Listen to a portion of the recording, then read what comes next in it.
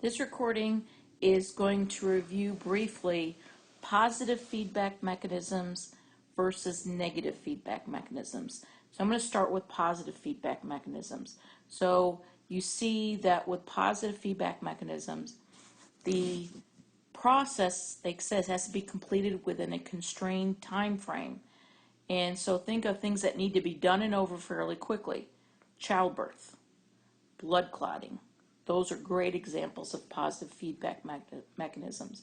With these, what you'll notice is it says there's intensification of stress. So you have a variable, the stress is the variable, is you have some sort of change, and it's actually intensified rather than coming back and reducing it. It's like we see in negative feedback. Negative feedback, you have a loop, and we had used the example, negative feedback, it's a round trip, but with positive feedback, it's a one-way ticket, where we're getting further and further away from your set point. You're making that stressor, that variable, you're intensifying it. So example was childbirth. So during childbirth, the head, it starts to stretch the cervix, and that sends information via the nervous system up to the brain, and you start secreting oxytocin. This is a hormone that would stimulate contraction of the myometrium of the uterus, which is smooth muscle of the uterus.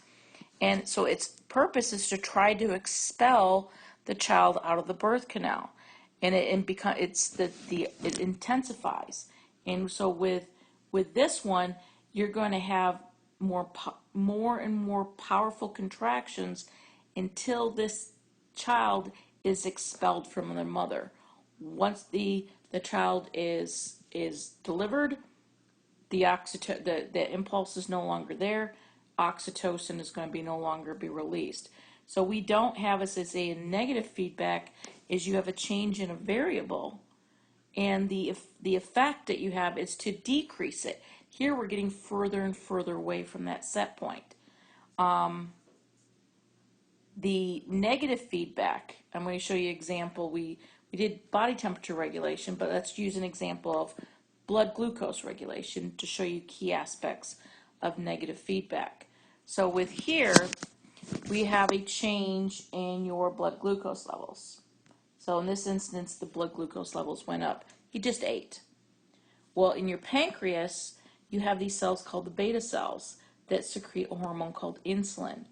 Insulin will target a number of different effectors and tell things like the liver and muscle to take up glucose. Use it. They're going to convert some of it to glycogen. So we're going to utilize that glucose, get it out of the bloodstream. Once the blood glucose levels decrease, we're back to our normal blood glucose. The stimulus is no longer there. So what we had is we had a change in a variable. The effect was to oppose that variable. You see over on the right side, just the opposite, where we have a drop in blood glucose, but the ultimate effector's jobs were to get the blood glucose levels back up, so it opposed that change. So in this example, if we want to use some of the terminology or the components of classic negative feedback, we'll say, in this case, the variable is blood glucose. Okay, so this was your variable. What was changed? The sensory receptor, or the sensor, in this case, were these cells in the pancreas. So it depends on if it was an increase or decrease. So the sensory receptor is located within the pancreas. The afferent pathway would be the bloodstream, because the blood's carrying that blood either with too much or too little glucose to the pancreas. The pancreas detects what has happened. Is it too high or is it too low? The pancreas is going to release hormones, insulin if blood glucose is too high, glucagon if blood glucose is too low, and that hormone is going to be traveling through the bloodstream to find its various target organs.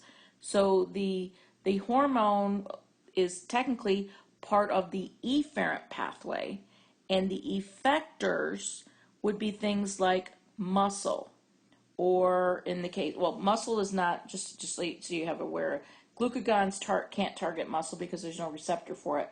But in this case, the target or the effectors were muscle, skeletal muscle, liver, adipose tissue. So those would be your effectors. The ultimate effect was to counteract the change. So we're going to get it back to what it's supposed to. Okay, so I just use that as an example.